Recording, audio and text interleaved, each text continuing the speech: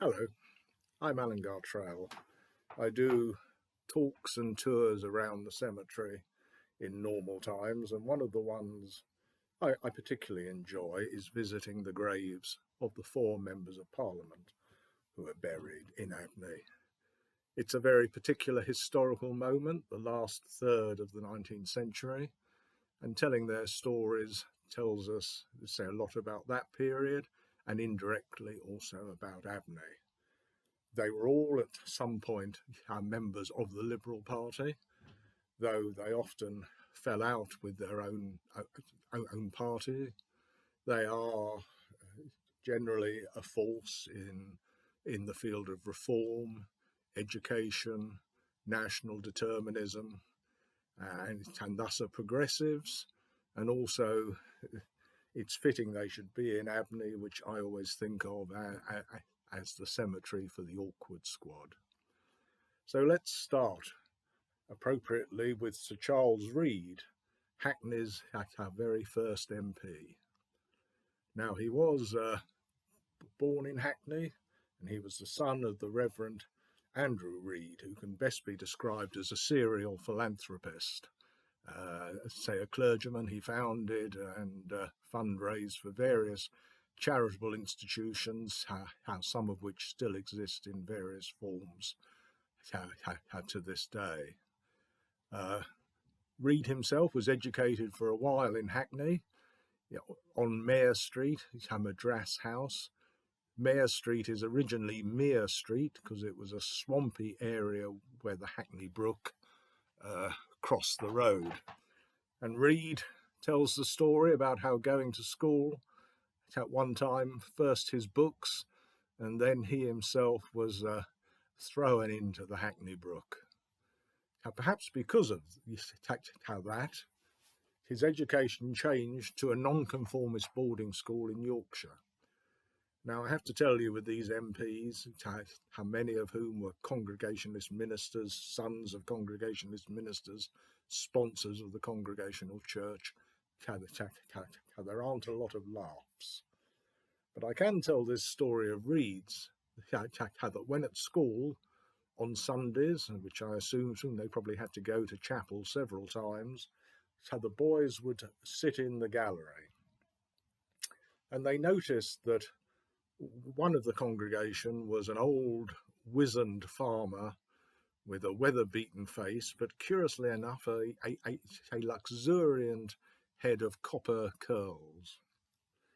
And the boys thought about this, and one Sunday they lowered a fishing line with a hook on. And as the congregation stood up to sing, and then when the congregation sat down again, the boys were proved right, and the luxuriant wig remained hanging in the air. I dread to think of the consequences. Afterwards, Reade returned to London via Leeds and set up a successful printing and type founding business. He was born in 1819, but in 1868, when he's almost 50, he's prevailed upon to stand for Parliament for Hackney. I won't go into the details of the 1867 Reform Act, whereby Disraeli had ousted Gladstone's government because people didn't like his proposals to extend the franchise, somehow managed to pass an act extending the franchise even more, doubling it, with the plan of dishing the Whigs. But in fact, in 1867, the Conservatives lost the election to a new wave of Liberals, including Reade. And this was the last election which was still held under the old hustings system and no secret ballot. And though it's 100 or so years earlier, I think Hogarth's painting gives an idea of the mayhem and possible corruption. Here you see the mad, the dead, the sick turning up to vote, and the populace shouting and hurling things. So Reade became the Member of Parliament for Hackney. He only continued up to 1874, where he stood again, but there was a challenge. There seemed to have been a lot of these, and a new election was called. He stood down and he was succeeded, interestingly enough, by Professor Henry Fawcett. Henry Fawcett, blinded at the age of 25 in a shooting accident, was married to Millicent Fawcett, the famous suffragist whose statue stands in Parliament Square. And there's a touching painting of her reading his papers to him. So Reed was probably, say, a busy man. He had his business to run. He had been influential in saving Bunhill Fields, which in many ways is the precursor of Abney, the great nonconformist churchyard just outside the city boundary, where William Blake, John Bunyan, Daniel Defoe, and descendants of Oliver Cromwell are buried. He was also prominent in the London Missionary Society, but most importantly, he became a member of the London Schools Board. This, curious enough, the three Liberals all voted against the various education acts, not because they were against education, but because they were all nonconformists and felt that the nonconformist churches had education under control and did not want to see it had the advantage that some proposals gave to the Church of England. But this was ultimately resolved, and Reed became a member, vice chairman, and ultimately chairman up to his death in 1881 of the London Schools Board. If you walk around central London, you can see many schools with the logo on, the LSB logo. This is Church Street. I think that was built after Reed's time, but certainly schools in Stoke Newington High Street and Gillespie Road and all across London were built under his control. He stood again as an MP and was an MP in the last 2 years of his life, Half St Ives in Cornwall, and he's buried close to the Church Street entrance. On one, his is a grey obelisk. I think the top is missing because it was lost in the Blitz and the bomb that fell on the cemetery. I'd say on one side is a red obelisk for his father, Andrew Reed, and on the other side a magnificent Celtic cross in Kilkenny, in sparkling Kilkenny granite, carved by the O'Shea family, who are famous as the freestone carvers who worked on the Oxford Museum of Natural History until they were sacked for including amongst their freehand carvings of parrots and monkeys caricatures of the Oxford faculty. But this is a fine work, and it marks the grave of Reed's son, Talbot Baines Reed, a man who wrote apparently the definitive history of early English type founders, but perhaps is better known as the author of the Fifth Form at St Dominic's, the first serialised school story, and from which we can see a descent, if you like, through Kipling's Stalky and Co., Mallory Towers, all the way down to Grange Hill and the Bash Street Kids, and even Hogwarts. So he has a lot to answer for. So this little corner of Abney Park Cemetery is a fitting memorial for the Reeds and Hackney's first MP. So just across the path from the Reeds is a magnificent and unique in Abney sarcophagus, with a gabled roof and a relief marble portrait of a bearded Victorian. So this is Henry Richard, and the tomb was erected by public subscription.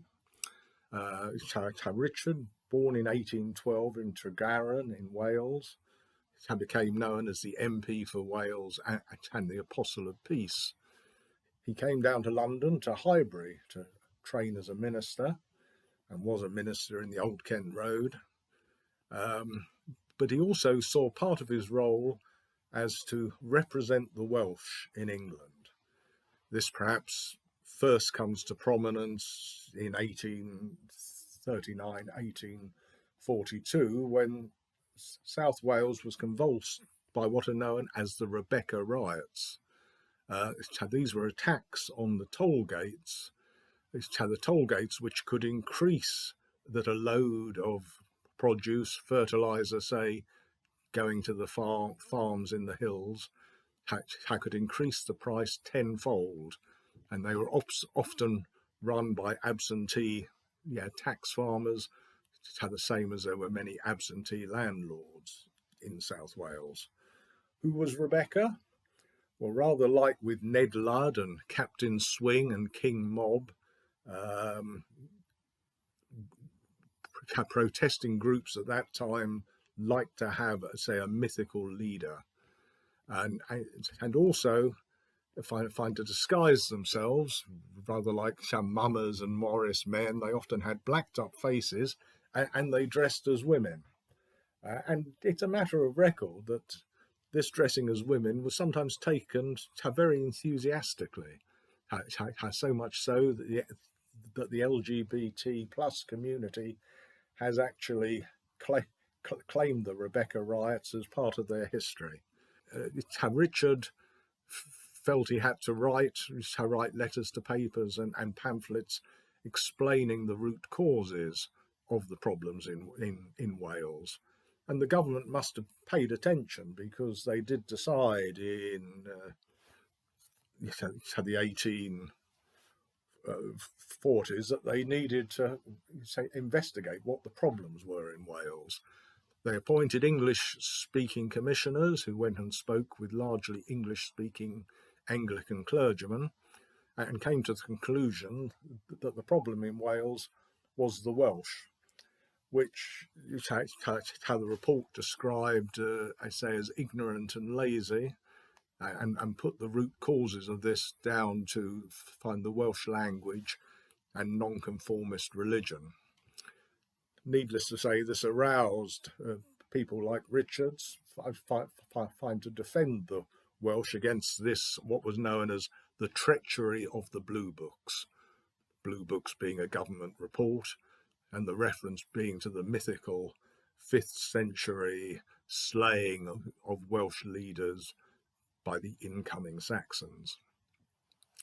And one can see it sort of generally. Another Welsh person buried in the cemetery is Betsy Cadwallader, the Welsh nightingale. But as a nurse in the Crimea, she fell out with Florence Nightingale, because the patrician statistician, or rather like that, had the patrician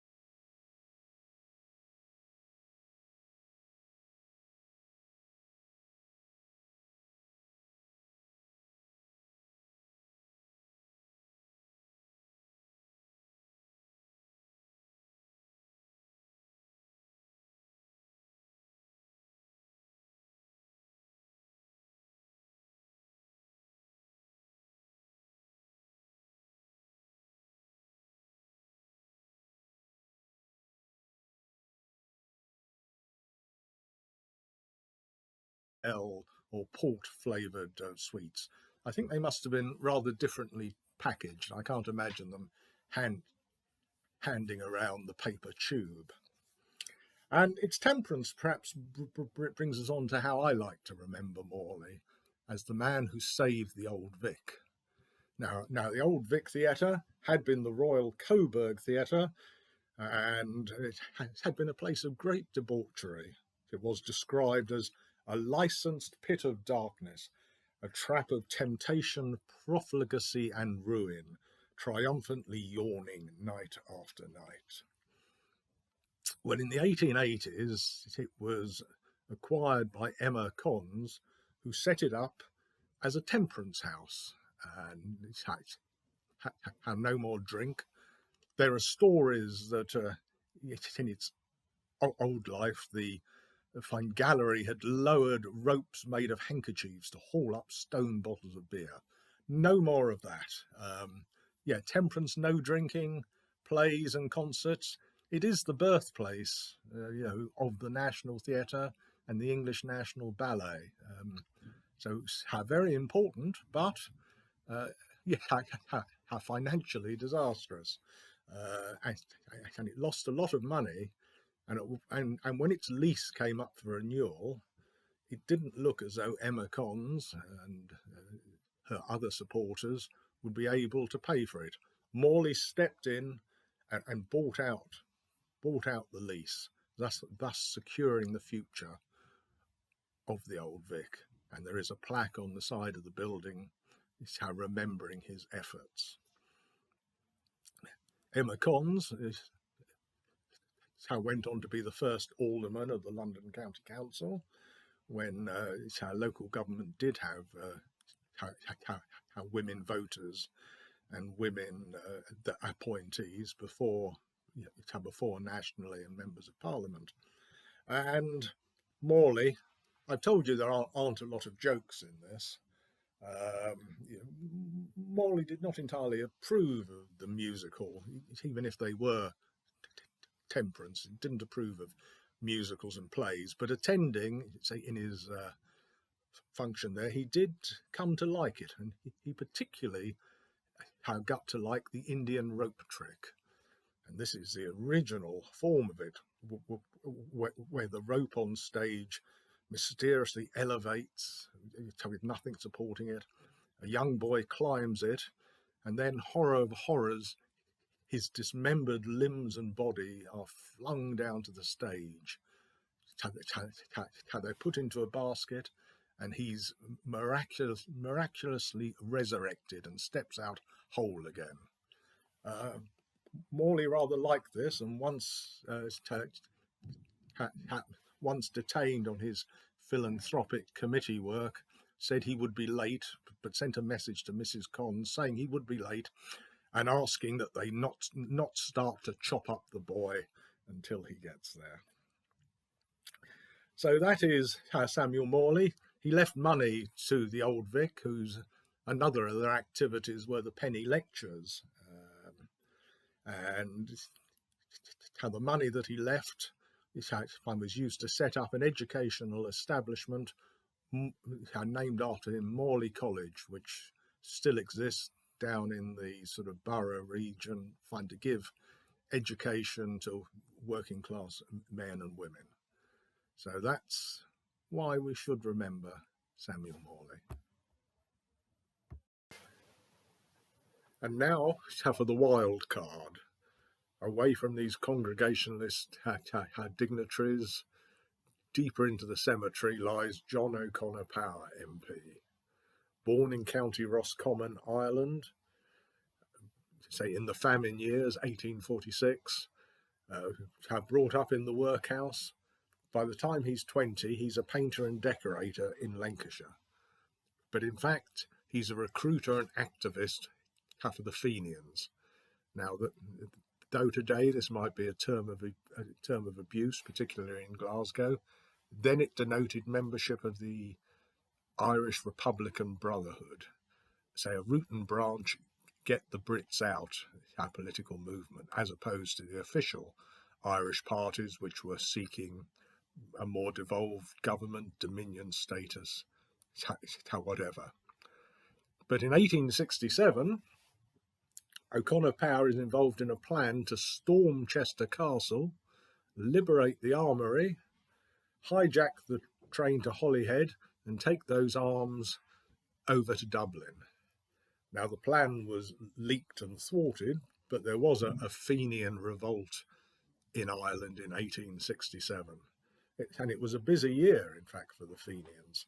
And they could have achieved more than one might have thought, because a lot of Irish men had fought in the American Civil War and were military trained and skilled. Two of these had been arrested in Manchester in 1867. And as they were being moved in a Black Maria, an IRB party managed to successfully free them. In the course of that, a policeman was killed. The two Irish IRB officers were never recaptured. They were hidden by others in Manchester, including possibly Frederick Engels. But 3 men were arrested and hung for the murder of the policeman, and they're known as the Manchester Martyrs. They met gruesome ends by the notoriously incompetent hangman Chalcraft, who is actually buried in Abney under an assumed name. And then, moving on, there were further moves to free prisoners in Clerkenwell prison in the city. And in December, a wall was blown up at the prison. Some 12 people died, but they didn't manage to free anybody. So this was a very dramatic year, and perhaps it became too hot for O'Connor Power, because he was sent by the IRB to America on a publicity and fundraising tour. In 1868, he's back in Dublin, where he's arrested, and he's in prison under one of his aliases, and he is released, say, on bail, and I assume doesn't reappear. And then, for the early 1870s, he decides to educate himself, and he goes to a college where he seems to move in 4 or 5 years' time from a student to being the professor of humanities. But in 1874, he's elected to Parliament. The IRB decides to have a brief flirtation with the ballot, not the bullet, and he's elected as an MP for County Mayo in 1874. 1876, the IRB decides it doesn't think this experiment is working. It calls its men back, but O'Connor Power and John Biggar don't come. They decide to stay as Irish members of Parliament at Westminster. And the spy cartoon you might have seen, it has the caption, "The Brains of Obstruction." And obstruction was a means by which the Irish parties attempted to stop the work of Parliament by filibustering, long speeches, and these are given by O'Connor Power, sort of Biggar, and Parnell.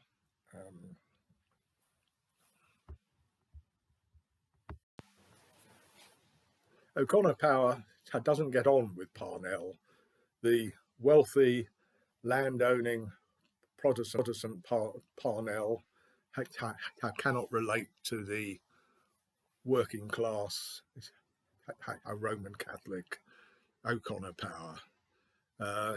He gets re-elected a number of times. He stands in Mayo again on a land reform, always an important issue in the Irish question, and is re-elected, but he loses his seat in 1885. Another of his parliamentary achievements, just before we leave that, he is commemorated in a poem by Ted Hughes, confusingly enough called Wilfred Owen's Photographs, and it records how the Irish party managed to get the cat of nine tails abolished as an item of punishment in the Royal Navy against opposition, and it refers to O'Connor Power as that witty, profound Irishman who just calls for a cat of nine tails to be laid on the table in the House of Commons library, and opposition, say, evaporates. Anyway, 1885, he's no longer a Member of Parliament, but he has, in the interim, qualified as a barrister. And for the rest of his life, he is a barrister and a journalist. Obviously, being those, he's a denizen of Fleet Street, and he becomes the prior of the Johnson Club, Samuel Johnson, in the old Cheshire Cheese. Say wonderful pub. I had my wedding reception there. But Samuel Johnson's house is just round the corner. As I say, this is a drinking, dining, and no doubt discussion club. O'Connor Power is a wonderful orator. He writes a book, The Making of an Orator. His obituary refers to him as a parliamentary orator on a par with Gladstone and Bright. So he's a wonderful speaker. And he lives through unto 1919. So he sees the First World War, he sees the Easter Rising, which he wrote about. I say, dies in 1919. So there, of course, is the question. Why is this Roman Catholic who died in Putney, southwest London, buried in Abney, the nonconformist cemetery in the northeast of London, in the grave of a family called Hook? Well, say another factor of his upward mobility is he makes a good marriage. He marries Avis Weiss, a wealthy widow. She's the widow of Herbert Weiss, a Bart's surgeon. She was a Bart's nurse. Say a Bart's surgeon and the inventor of Weiss surgical knives. But Avis Weiss was born Avis Hook.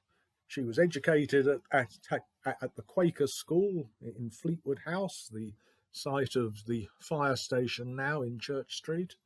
And he is buried in her family grave. Now, a little digression, but which, bear with me, I assure you it gets us back to our man. In 1882, Lord Frederick Cavendish, the newly appointed Secretary of State for Ireland, it's his first day in his new job, and he is assassinated in Phoenix Park, Dublin, together with his senior civil servant, who was the real target. The assassins, to avoid any noise, carry out the murders with Weiss surgical knives. And they escape. Their getaway driver in a hansom cab or such like is a man who's always known by his nickname Skin the Goat. Later, in James Joyce's Ulysses, Stephen Dedalus and Leopold Bloom share a cup of tea in a cabman's shelter, allegedly owned by Skin the Goat.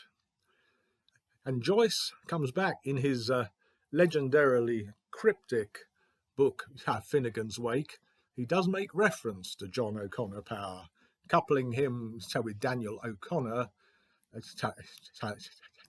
the emancipator, and three's here for the repeat of the Union, the O'Colonel Power latterly distanted from the O'Connor Dan. So Finnegan's Wake, immortality of some type. I think of the four, he's the one I'd most like to have a pint with, probably in the Cheshire Cheese, so the unregenerate Old Vic sounds interesting. I say a barrister, orator, must have had wonderful stories, but they are all interesting men in their own right, and it's a very precise historical moment. So there is the quote that the Labour Party owes more to Methodism than to Marx, And obviously these Congregationalists and Roman Catholics would have a different view on that. But perhaps we can discuss that in the question and answers following. And thank you very much for watching.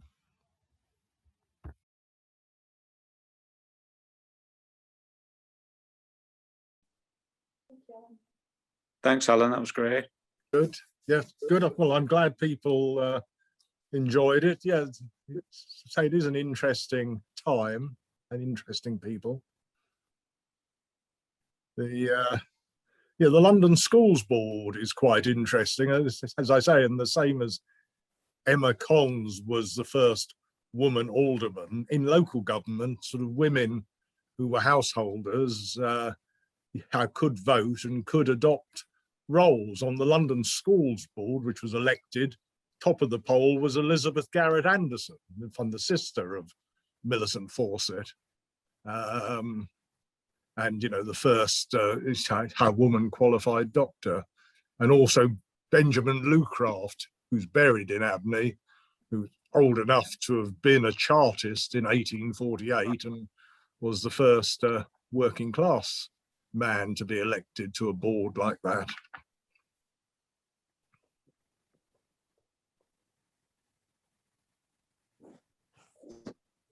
I'm not sure everyone's muted. I don't know if there are any questions. I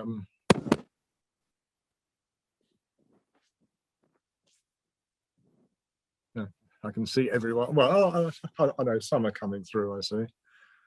And yes, what else do I know? I probably didn't stress Morley's general philanthropism. I mean, I think he, you know, had a highly organised form of philanthropy across London. He was a great supporter of the Salvation Army. Sort of more people, obviously General Booth and his wife, and he's had the original management team, if you like, of the Salvation Army are all buried in Abney. Morley was a great supporter and financial supporter of them in their temperance movements. You know, this was a time when the Salvation Army fought in the streets with the Skeleton Army, which was a Brewer-funded body. It's actually formed to disrupt the Salvation Army because of their temperance proselytizing.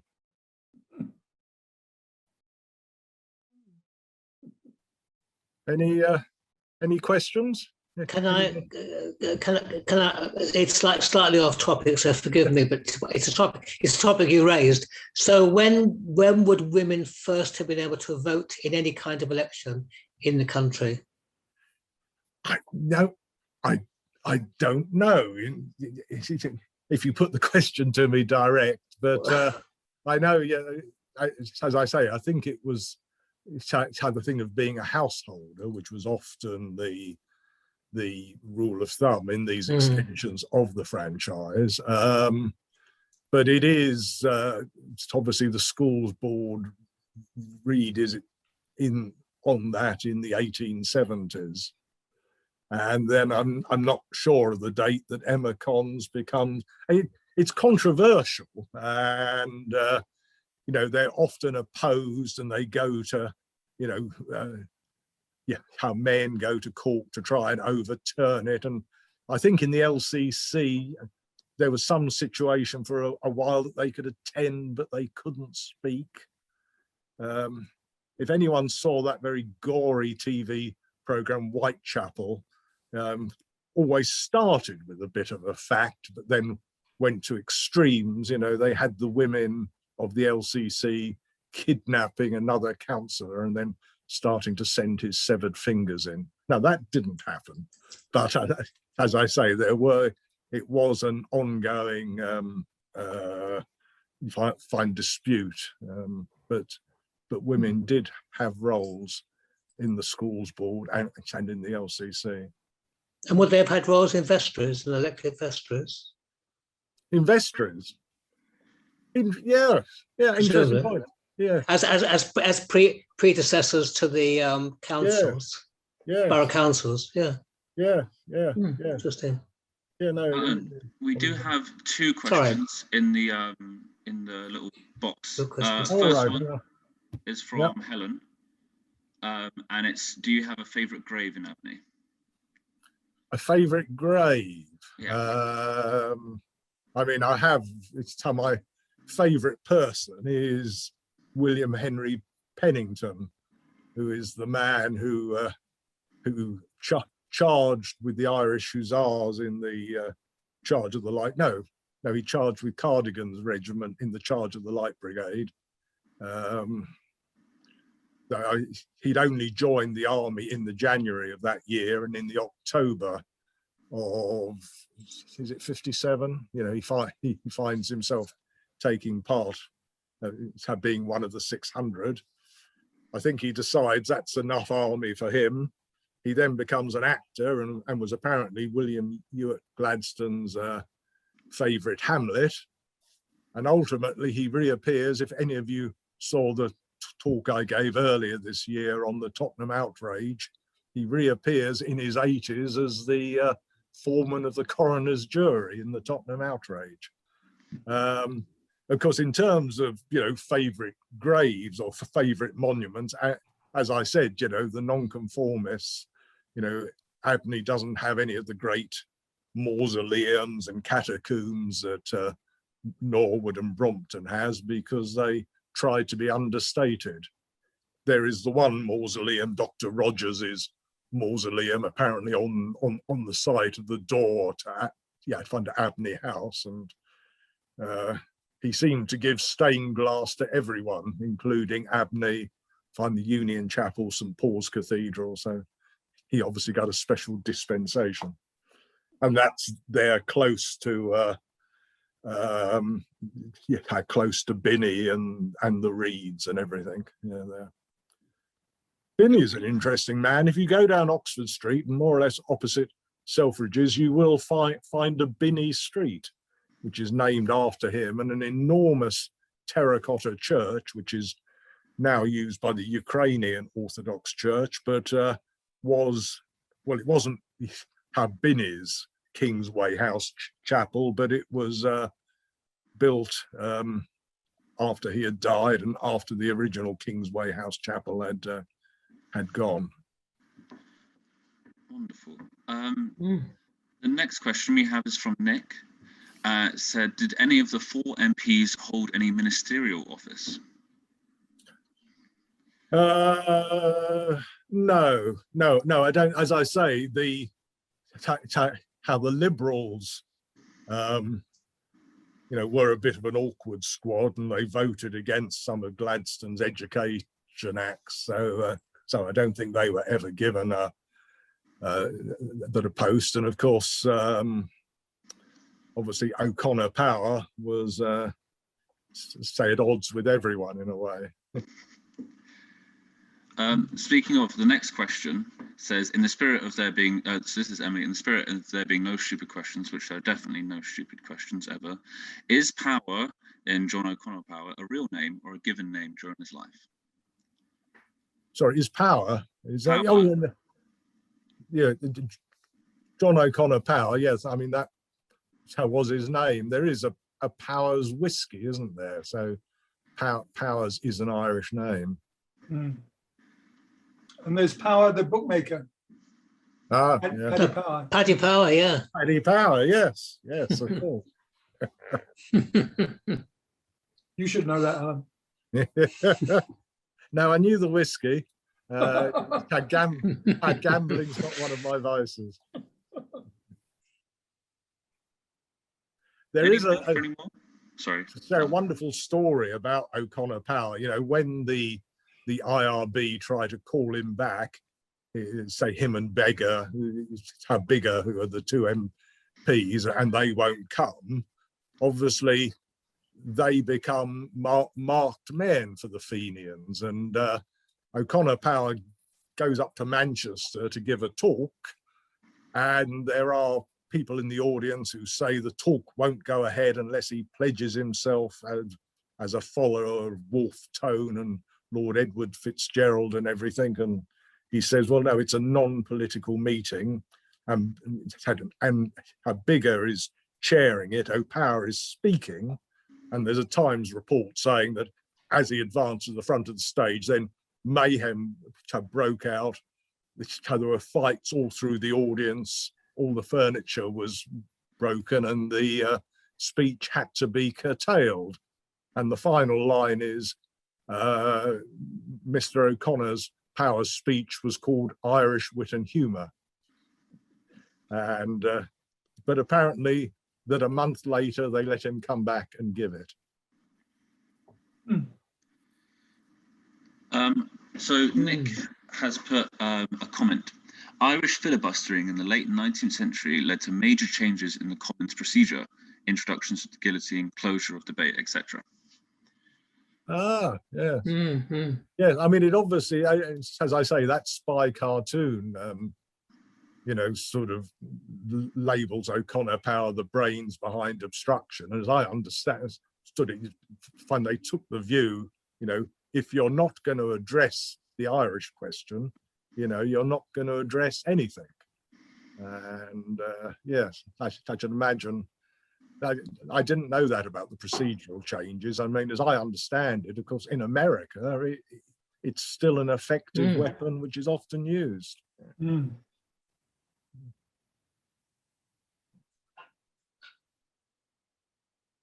All right, so is there any more burning questions for Alan?